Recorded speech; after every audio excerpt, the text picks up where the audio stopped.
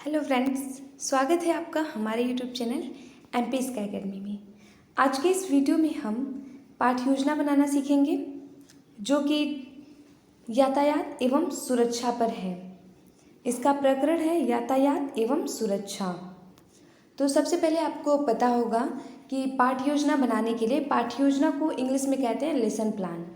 इसे बनाने के लिए सबसे पहले आपको ये सारा कुछ लिखना होता है, जैसे दिनांक, विषय, उपविषय, प्रकरण, विद्यालय का नाम, कक्षा, चक्र, अवधि, ये सब लिखना होता है।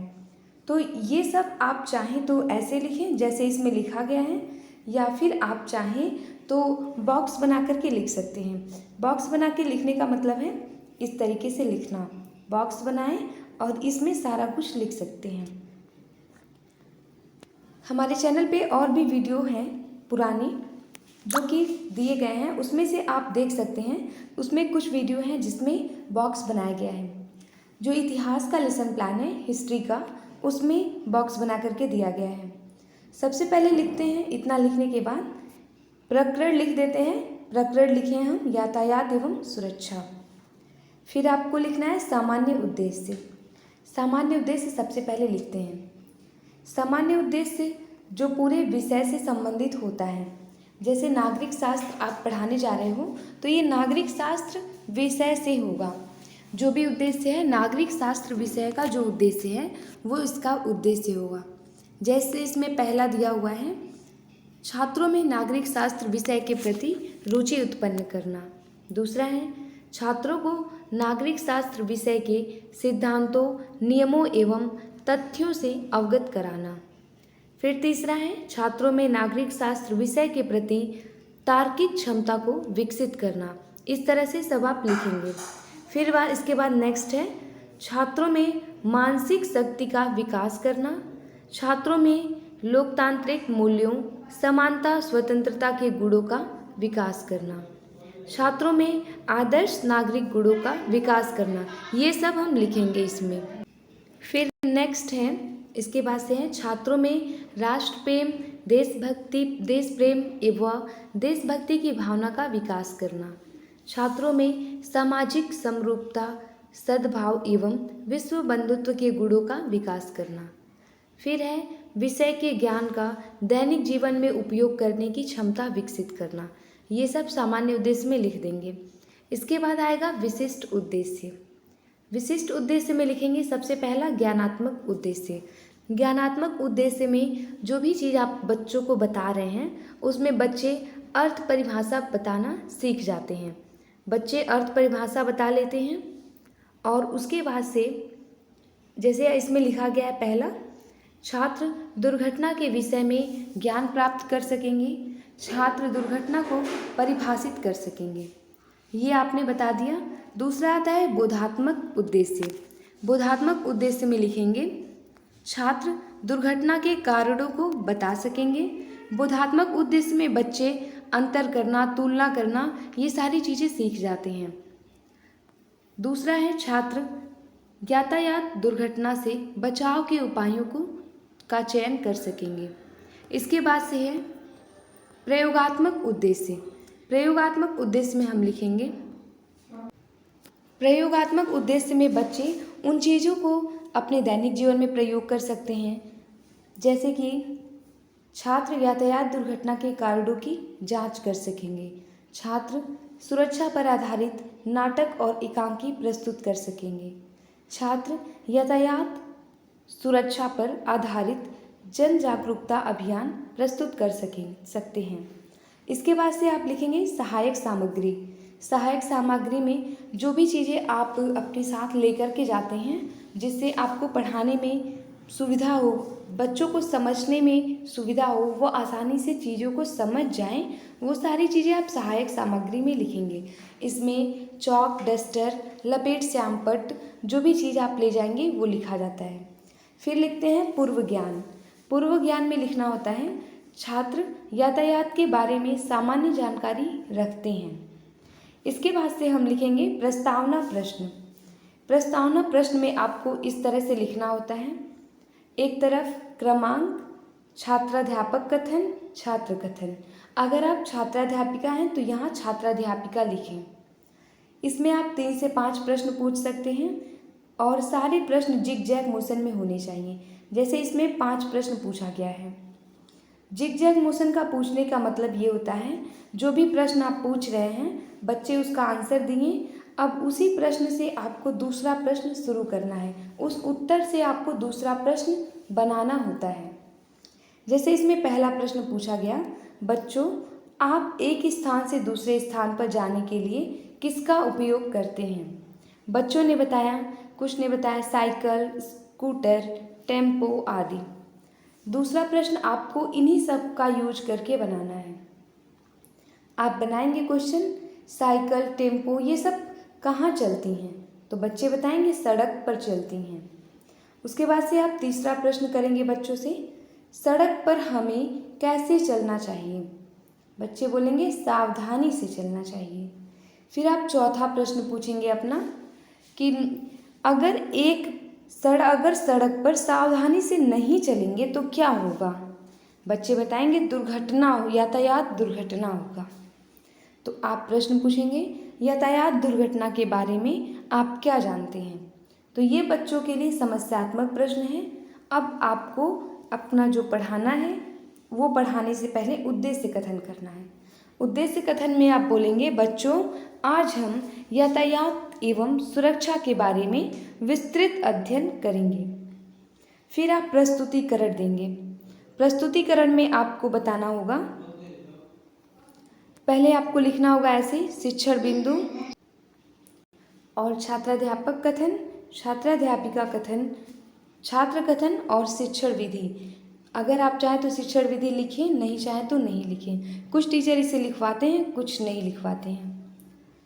तो फिर इसमें आप फर्स्ट नंबर पे लिखेंगे, सड़क पर चलते समय हमें किन नियमों का पालन करना चाहिए? तो बच्चे बताएंगे यातायात नियम का। दूसरा प्रश्न है, यातायात नियम के अनुसार हमें सड़क पर किस ओर चलना चाहिए? बच्चे बताएंगे बाईं ओर चलना चाहिए।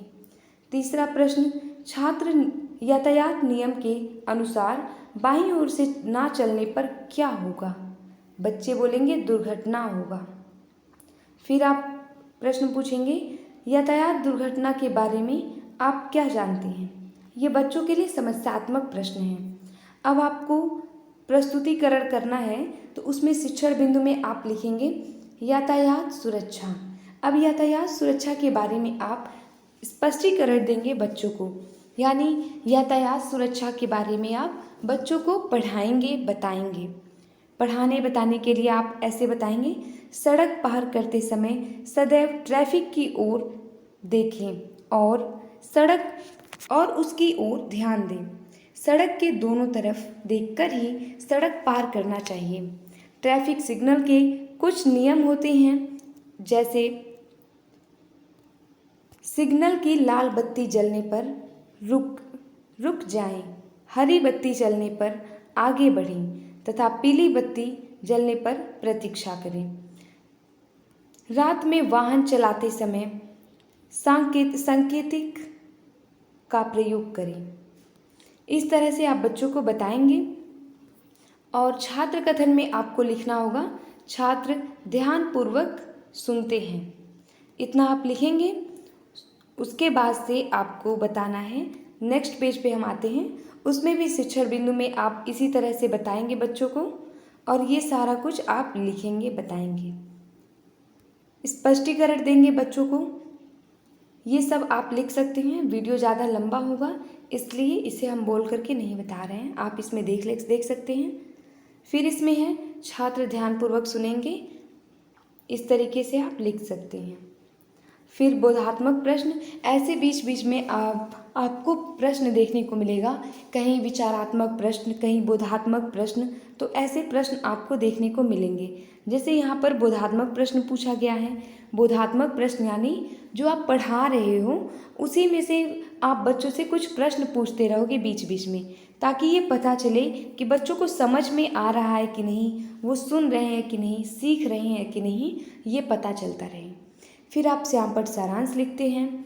सैंपट सारांश में आपको जो कुछ भी लिखना है, ट्रैफिक लाइट बनाना हो तो ट्रैफिक लाइट बनाइए, ट्रैफिक के नियमों को बताइए, बाईं ओर चलना चाहिए, ये सारा कुछ बताइए।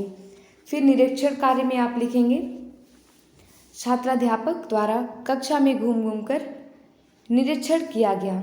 छात्रों की व्यक्तिगत समस्या को उसी स्थान पर तथा सामूहिक समस्या को का समाधान सैंपट पर किया जाता है।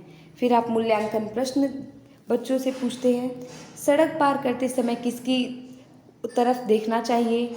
दूसरा है, सड़क दुर्घटना से कैसे बचा जा सकता है। रात में वाहन चलाते समय किसका प्रयोग करना चाहिए। सिग्नल पर लाल व हरी बत्ती जलने पर क्या करना चाहिए। ये सब आप बच्चों से पूछेंगे।